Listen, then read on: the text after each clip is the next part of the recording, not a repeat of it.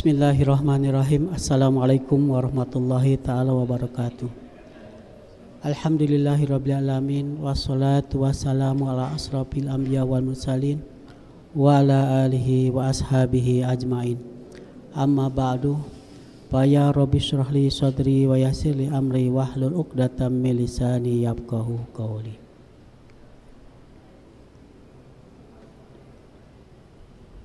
Qala Allah Ta'ala fil Qur'anil Karim, A'udzu billahi minasyaitonir rajim.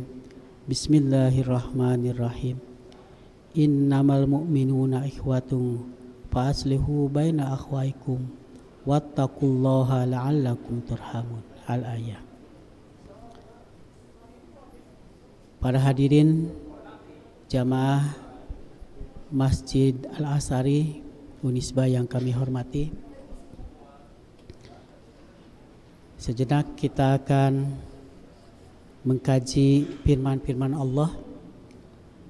Namun sebelumnya, mari kita panjatkan puji dan syukur kepada Allah Subhanahu wa Ta'ala, Zat yang telah menciptakan kita semua. Salawat dan salam semoga tetap tercurah kepada junjungan alam Nabi besar Nabi Muhammad sallallahu alaihi wasallam, kepada keluarganya, kepada para sahabatnya, dan semoga rahmat Allah sampai kepada kita semua sebagai umatnya. Hadirin rahimakumullah, hari-hari ini kita sudah masuk pada sepertiga terakhir di bulan Ramadan, sebagaimana disabdakan oleh baginda Rasulullah sallallahu alaihi wasallam, syahrul Ramadan awaluhu rahmatun wa usatahu maghfiratun wa akhiruhu itqum minan nar. Bulan Ramadan itu awal 10 hari pertama adalah rahmat dari Allah, dan 10 hari yang kedua adalah pengampunan dari Allah, dan 10 hari terakhir adalah terbebasnya orang-orang yang berpuasa, orang mukmin yang berpuasa dari siksa api neraka.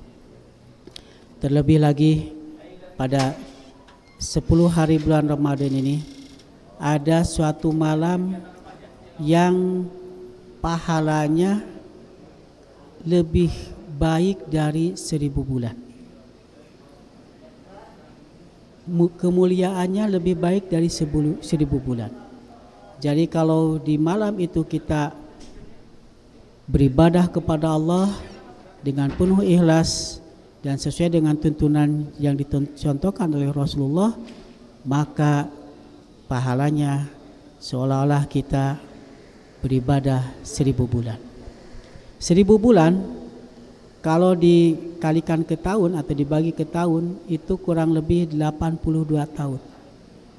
Dan umur kita belum tentu semuanya sampai ke 82 tahun.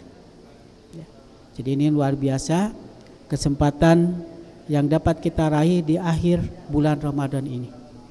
Ada suatu malam, yaitu malam Lailatul Qadar.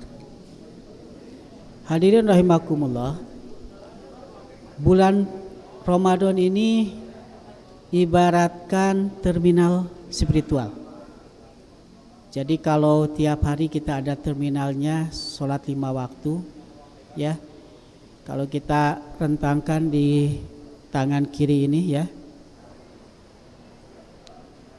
Jadi ini yang kelingking ini Isya, ya. Ini jaraknya agak jauh, ke subuh agak jauh. Seperti jarak waktu dari Isya ke subuh agak jauh rentangannya. Dan yang kedua, ini jempolnya itu S subuh, ya.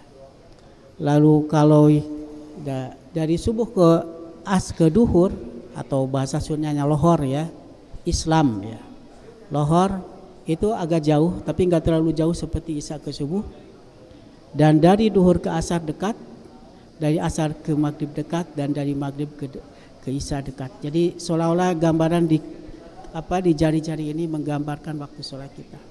Dan kalau kita sebut, kalau bahasa Sunda Islam, ya, Isya, subuh, lohor, asar, dan maghrib, ya. Itu adalah terminal harian. Ada juga terminal mingguan, yaitu Jumat. Dan ada terminal tahunan, yaitu bulan Ramadan. Coba bayangkan dengan bulan Ramadan ini, seolah-olah di kita itu, di Indonesia itu milik Islam semua. Tayangan-tayangan televisi dari pagi sampai pagi lagi itu luar biasa, menghadirkan tayangan-tayangan yang Islami. Ya. Lalu berita juga mengarah kepada aktivitas orang-orang Muslim. Kalaupun sekarang terhalang karena pandemi, ya itu masih tetap saja. Dan lebih dari itu, ada 5 aspek dalam keyakinan beragama. Yang pertama adalah spiritual, keyakinan, iman. Puasa itu memiliki itu. Yang kedua adalah aspek ritual, peribadatan. Di bulan Ramadan ini peribadatan ditingkatkan ritualnya. Yang ketiga aspek moral, akhlak, ya, keluhuran budi. Di bulan Ramadan ini meningkat. Dan yang keempat intelektual. Intelektual di kampus-kampus, di masjid-masjid membahas puasa, membahas ayat kutiba alaikumusiyam itu enggak habis-habis. Ditinjau dari kedokteran masih ada, ditinjau dari ekonomi masih ada, dari komunikasi ada, dari mana saja ada. Ya, ini menunjukkan bahwa kekayaan intelektual dari ajaran Islam itu. Dan yang kelima adalah sosial, ya, sosial. Di bulan Ramadan ini, terutama di akhir-akhir, itu hampir waktu itu tidak terhenti. Hari ini buka bersama dengan alumni seangkatan SMA, besok seangkatan kuliah, besoknya lagi sekantor, besoknya lagi tetangga, besoknya lagi DKM, terus aja. Apa artinya? Bahwa interaksi dengan sesama manusia itu meningkat. Ukhuwah dengan sesama manusia itu meningkat. Persaudaraan dengan sesama muslim itu meningkat di bulan Ramadan ini. Dan ini jadikan momentum untuk saling menguatkan kita kepada keyakinan iman, kesabaran, dan mengingatkan kepada kebenaran. Tentunya dalam berhubungan dengan interaksi ini, kita perlu ada rambu-rambu etika atau adab pergaulan sesama muslim. Dalam surat Al-Hujurat, surat ke-49 ayat 10 sampai ayat 13, Allah Subhanahu wa taala menjelaskan prinsip-prinsip hubungan kita manusia muslim khususnya dengan muslim yang lain dan juga muslim dengan non muslim. Coba kita renungkan dan baca, simak satu persatu. Bismillahirrahmanirrahim. Ayat 10. Innamal mu'minuna ikhwatun fa aslihu baina akhwaikum wattaqullaha la'allakum turhamun. Sesungguhnya orang-orang mukmin itu adalah persaudaraan, saudara satu sama lain. Dalam hadis diungkapkan al-muslimu lil muslim kal jasadi wahid. Muslim dengan muslim yang itu seperti badan yang satu. Jadi kalau yang satu itu yang tangan kiri itu sakit, tangan kanan menolong. Kalau kaki yang satunya itu tidak bisa berjalan, kaki yang satunya itu menunggu. Ya, demikian persaudaraan orang muslim. Jadi tidak saling mendahului, tidak saling membiarkan, tapi saling menolong. Kal jasadil wahid, saling memperhatikan, saling mengayomi. Fa aslihu baina akhwaikum, maka islahkanlah antara persaudaraan. Jadi kalau ada percengkaran, ada perselisihan, maka islahkanlah. Wattaqullaha la'allakum turhamun, dan bertakwalah kepada Allah agar kamu sekalian dirahmati Allah Subhanahu wa taala. Nah, ayat ke-11 dan ayat 12 ada 6 hal yang dilarang, yang tidak boleh dilakukan dalam pergaulan sesama muslim. Jadi kalau lihat ajaran Islam itu, ya, yang dilarang itu sedikit. Ya. Jadi kita boleh melakukan apa saja, asal jangan ini, jangan ini, jangan ini, jangan ini, sedikit aja. Ya, boleh Anda melakukan apa saja, tong mabok, tong zina, tong mencuri, tong buat dolim kepada yang lain. Jadi yang dilarang Allah itu sedikit. Dan Allah merumuskan ketika pergaulan sesama muslim di surat Al-Hujurat ayat 11 dan ayat 12 itu ada 6 hal. Bismillahirrahmanirrahim. Ya ayyuhalladzina amanu la yaskhar qaumun min qaumin. Wahai orang-orang yang beriman, janganlah sekali-kali janganlah kau mengejek, memperolok, menghina satu kaum kepada kaum. Kaum itu komunitas, ya, unisba kepada yang lain, muslim yang satu kepada muslim yang lain, kantor satu dengan kantor yang lain, fakultas satu dengan fakultas yang lain, ya, remaja ini dengan remaja yang lain. Kaum tidak boleh. Asa ayyakunu khairum minhum. Karena bisa jadi yang diejek, yang direndahkan, yang diperolok itu lebih baik dari yang memperolok-olok, yang menghinanya. Itu satu. Jadi pesan Allah dalam pergaulan seorang muslim itu jangan saling menghina, jangan saling memperolok. Itu. Yang lainnya boleh, asal jangan saling menghina. Itu satu. Lalu dilanjutkan di ayat ini, wala nisa'um min nisa'in asa ayyakunna khairum minhunna. Dan juga tidak boleh sekelompok wanita muslim menghina kelompok yang lain. Ya, karena bisa jadi yang dihina, yang diperolok itu lebih baik di hadapan Allah dan di hadapan manusia dari yang memperolok. Yang kedua, wala talmizu anfusakum. Janganlah kau mencela dirimu sendiri. Nah, kau bahasanya, adakah orang yang mencela diri sendiri? Ya, secara langsung tidak ada. Saya nyarikan sorangan, ada. Tetapi ketika orang mencela orang lain, maka celaan itu akan kembali kepada dia. Saya mencela kepada orang lain mencela kepada saya, maka saya itu mencela diri sendiri. Itu satu makna. Makna lain, muslim itu saudara, seperti satu badan. Jadi kalau kita mencela orang lain, orang sesama muslim mencela, apalagi dengan celaan-celaan yang tidak pantas, sebetulnya kita sedang mencela diri kita sendiri. Kenapa? Karena sesama muslim adalah satu diri, kal jasadil wahid, seperti diri yang satu, ya. Itu yang kedua. Jadi tidak boleh menghina orang lain atau memperolok orang lain. Yang kedua, tidak boleh merendahkan orang lain atau memperolok orang lain. Yang kedua, tidak boleh menghina diri sendiri dan menghina sesama muslim. Yang ketiga, wala tanabazu bil alqab. Janganlah kau memanggil gelaran dengan gelaran-gelaran yang kurang bagus. Jadi alqab itu lakob. Kalau di Sunda itu banyak lakob-lakob. Di Arab juga banyak lakob-lakob.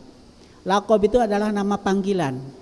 Namanya A dipanggil B, ya, macam-macam. Tapi ada kalanya panggilan itu tidak mengenakan, ya. Jadi apalagi kalau dikaitkan dengan karakter, ya, atau keadaan, si bodoh, terus si males, apapun panggilan-panggilan itu, ya, tidak boleh. Yang ketiga, tidak boleh memanggil sesama muslim dengan panggilan-panggilan yang jelek. Bahkan diungkapkan di ayat ini dilanjutkan, bi'sal ismul fusuqu ba'dal iman. Dan seburuk-buruk panggilan itu adalah panggilan setelah iman.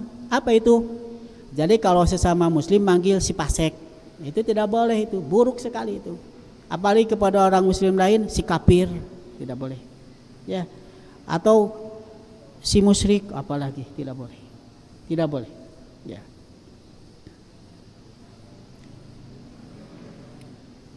Wa man lam yatub faulaika humudz zalimun. Dan barang siapa yang tidak bertobat, maka mereka itulah orang-orang yang berbuat aniaya. Jadi di ayat 11 ini ada 3 hal yang Allah larang dalam pergaulan seorang muslim. Pertama, tidak boleh saling merendahkan, saling memperolok orang lain. Yang kedua, tidak boleh menghina diri sendiri dan menghina sesama muslim. Dan yang ketiga, tidak boleh memanggil orang lain dengan panggilan-panggilan yang buruk, apalagi panggilan-panggilan di luar muslim, ya, fasik, kafir, murtad, musyrik dan lain-lain. Di ayat ke-12 dilanjutkan, ada 3 hal lagi yang tidak boleh dilakukan dalam pergaulan sesama muslim. Ya ayyuhalladzina amanu jtanibu katsiran minadh-dhanni inna ba'dadh-dhanni ismun. Nah, wahai orang-orang yang beriman, ya, jauhilah oleh kamu sekalian kebanyakan dari prasangka. Ya, prasangka. Jadi kita membuat prasangka-prasangka kepada manusia. Ya. Ya, prasangka itu ada macam-macam. Ada prasangka yang haram. Apa yang haram? Memprasangka, umpamanya kita berprasangka kepada Allah, lagi berdoa, wah buah-buah Allah itu tidak mendengar. Wah itu haram, itu tidak boleh. Ya, karena Allah itu Samiun Alim, Maha mendengar, lagi Maha mengetahui. Wah buah-buah Allah pokoknya nama dikaitkan dengan hal-hal sifat manusiawi, tidak boleh, itu haram hukumnya. Ya, ya. Ketika berdoa ada keraguan, itu haram. Prasangka buruk terhadap Allah. Yang kedua, ada prasangka yang wajib atau disunahkan. Apa? Ketika berdoa kita harus diikuti dengan prasangka yang baik kepada Allah. Ya, kita berdoa penuh khusyuk. Kita harus yakin prasangka kita bahwa Allah mengijabah kita, Allah mendengar kita. Itu sesuai dengan firman Allah yang ada di surat Al-Baqarah di tengah-tengah ayat-ayat puasa. Ayat-ayat puasa itu coba kita perhatikan. Sebelumnya disebut puasa, disebut Ramadan. Ya ayyuhalladzina amanu kutiba alaikumusyamu kama kutiba alal ladzina min qablikum la'allakum tattaqun. Di ayat itu disebut siam. Ya. Lalu ayyaman ma'dudat faman kana minkum maridun aw ala safarin fa iddatun min ayyamin ukhar wa alal ladzina yutiqunahu fidyatun ta'amu miskin faman tatawwa khairan fa huwa khairul lahu wa antasumu khairul lakum in kuntum ta'lamun. Disebut juga puasa, disebut juga waktu puasa. Ya. Lalu disebut juga syahrul ramadan alladzi unzila fihil Qur'an. Nah, disebut juga syahrul Ramadan. Tapi ayat setelahnya wa idza salaka ibadi anni fa inni qaribun ujibu da'watad da'i idza da'ani falyastajibu li wal yu'minu bi la'allahum yarshudun. Di ayat ini tidak disebut Ramadan, tidak disebut puasa. Tapi setelah ayat itu juga disebut uhilla lakum lailatas syamir rafasu ila nisaikum. Nah, di ayat setelahnya dibaca lagi ada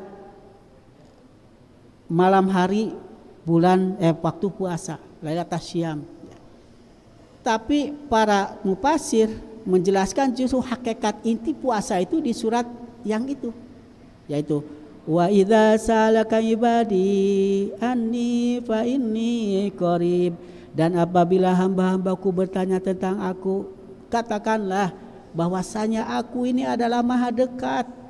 Nah, itu harus yakin, itu wajib, itu hukumnya. Kalau kita berdoa punya prasangka kepada Allah dengan prasangka Allah itu mendengar, Allah maha dekat, bahkan lebih dekat dari tetangga, dekat dari barisan depan, barisan belakang, samping, kiri, kanan, bahkan lebih dekat dari leher nadi kita, ya, leher urat nadi kita. Fa inni qarib. Yang kedua, ujibu da'watad da'i. Kita harus yakin. Yang kedua, syarat dikabul doa, harus yakin Allah itu maha mengijabah doa-doa kita. Cuman kita suka salah menilainya. Jadi kalau Allah mengijabah itu kita memohon kekayaan, Allah tidak memberi kekayaan, tapi memberi kemaslahatan yang lain. Ya, jadi jangan togmol.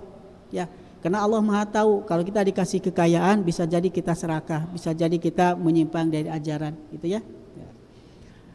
Ujibu da'watad da'i. Allah maha mengabulkan doa-doa yang orang yang berdoa. Idza da'ani, apabila berdoa kepadaku. Nah, ini kalau berdoa dengan penuh keyakinan, berprasangka baik kepada Allah, Allah maha dekat, Allah maha mengabulkan, Allah maha mendengar, itu wajib hukumnya. Ya. Jadi yang keempat di sini di ayat ke-12, jangan memperbanyak prasangka-prasangka yang tidak bagus. Nah, tapi ada prasangka yang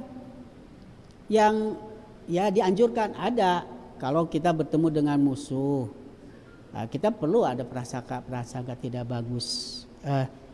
Ini namanya bukan mengedepankan prasangka, waspada.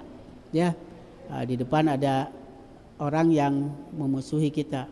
Ya, apalagi kalau di saat perang, ya, saat perang kita berhadapan orang Muslim dengan orang kafir umpamanya. Nah, kita perlu, itu bagian dari kewaspadaan, prasangka itu dikembangkan, yang ini siasat kewaspadaan. Jadi jangan memperbanyak prasangka. Mengapa? Inna ba'da dani ismun, karena sebagian prasangka itu dosa. Nah, jadi yang keempat, jangan memperbanyak prasangka. Ya, apalagi prasangka-prasangka buruk terhadap sesama kita, sesama muslim, tidak boleh gitu. Itu hukumnya makruh dan bahkan haram, ya. Ya, kalau prasangkanya buruk itu haram. Yang kelima, wala tajassasu, dan jangan mencari-cari kesalahan orang lain. Tajassus itu Jesus, kalau di pesantren itu ada Jesus itu polisinya santri. Jadi kalau di pesantren itu harus bicara bahasa Arab, ada Jesus ditebar, ada yang bicara bahasa Sunda ditangkap, dicatat, dilaporkan ke ustadz, maka dipanggil oleh Jesus. Siapa Jesus itu? Jesus itu yang mencari-cari kesalahan para santri. Ya, tapi itu mah dibolehkan karena aturannya begitu, ya, untuk menanamkan kedisiplinan berbahasa Arab, berbahasa asing di pesantren. Tapi kalau dalam konteks normal tidak boleh kita mencari-cari kesalahan orang lain. Lihat, mencari-cari kesalahan tetangga, mencari-cari kesalahan teman, tidak boleh itu. Jadi dilarang oleh Allah dalam surat Al-Hujurat ayat ke-12. Wala yaghtab ba'dukum ba'da. Nah, yang keenam, tidak boleh seorang muslim kepada muslim yang lain itu menggunjing atau sekarang menggosip, ya, menggosip. Ya, jadi menggunjing itu dia mengatakan yang sesungguhnya, ya, tetapi ketika orang lain itu tahu, dia tidak senang, itu menggunjing, ya.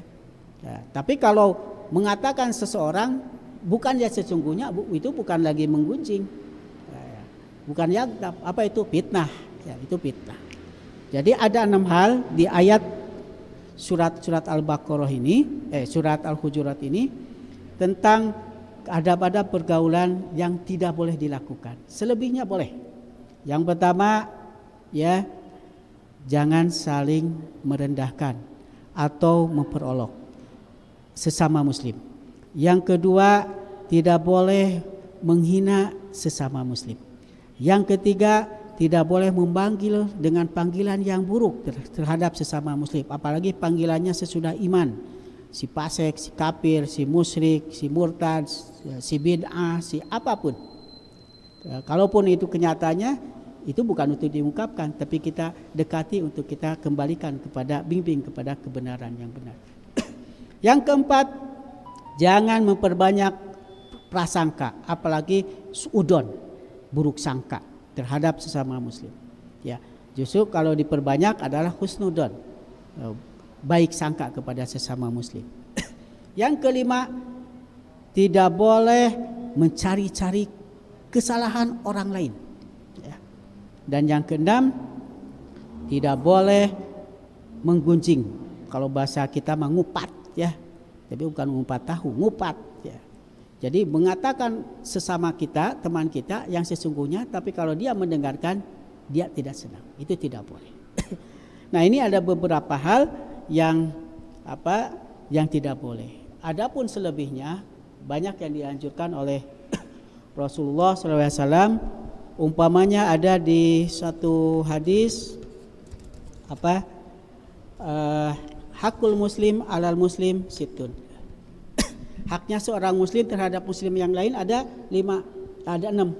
Idza laqitahu fasalim alaih. Nah, ini jadi dalam pergaulan itu kalau ketemu dengan muslim yang lain, bacakan salam. Dan sekarang alhamdulillah sudah terbiasa di mana-mana, ya. Ya, kita tidak malu. Katanya konon tahun 60-70 itu kalau ke kantor baca salam itu malu. Ya, gengsi sekali. Sekarang di mana-mana, di kantor manapun, bukan hanya orang muslim saja, bahkan sekarang non muslim pun begitu, ya.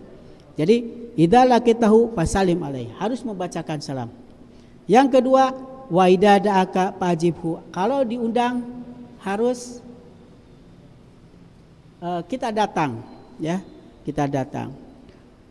Wa idastan sohaka pangsohalahu, dan kalau diminta nasihat, minta petunjuk, minta pertimbangan, kita berikan. Dan yang keempat, wa ida atau sapahimadalloha pasamitu, dan apabila bersin hacih gitu ya. Lalu dia mengatakan alhamdulillah, maka kita harus mendoakan yarhamukallah, ya, alhamdulillah. Mengapa? Coba kita perhatikan, mengapa ketika bersin Rasul mengajarkan kita baca alhamdulillah. Ya, kan orang teh geus aduh ripuh gitu, kudu alhamdulillah gitu. Kenapa? Ternyata kata kedokteran ketika kita bersin, semua organ kita tuh berhenti. Napas berhenti. Melotot itu melotot deui, ya. Jadi mungkin jantung pun berhenti sesaat itu. Gitu. Terkejut. Dan ketika lepas kita mengucapkan alhamdulillah. Coba kalau terus-terusan repot kita. Ya, saya pernah melihat ada sejawat yang bersin itu sampai 10 kali. Aduh, kasihan sekali. Ya, kasihan sekali. Wa idza marido fa'udhu wa idza mata fa'atbahu. Dan apabila sakit harus dijenguk, ya, dan kalau meninggal harus kita berkewajiban mengantarkannya. Ini beberapa hal yang rambu-rambu dalam pergaulan muslim, dalam etika atau adab dalam pergaulan sesama muslim. Terutama yang harus kita perhatikan adalah hal-hal yang dilarang oleh Allah Subhanahu wa Ta'ala di surat Al-Hujurat ayat 11 sampai ayat 13 itu. Demikian, mudah-mudahan ada manfaatnya. Kita tutup, mudah-mudahan semua amal ibadah kita diterima oleh Allah Subhanahu wa Ta'ala. Allahumma taqabbal minna sholatana wa siyamana wa qiyamana wa ruku'ana wa sujudana wa tamim taksirona, ya Allah, ya Allah, ya arhamar rahimin. Ya Allah, ya Rabbana, terimalah ibadah kami, sholat kami, puasa kami, sujud kami, ruku kami, dan qiyamul lail kami, dan sempurnakanlah kekurangan-kekurangan kami. Rabbana atina fid dunya hasanah wa fil akhirati hasanah wa qina adzabannar. Subhanaka rabbika rabbil izzati amma yasifun wa salamun alal mursalin walhamdulillahi rabbil alamin. Assalamualaikum warahmatullahi wabarakatuh.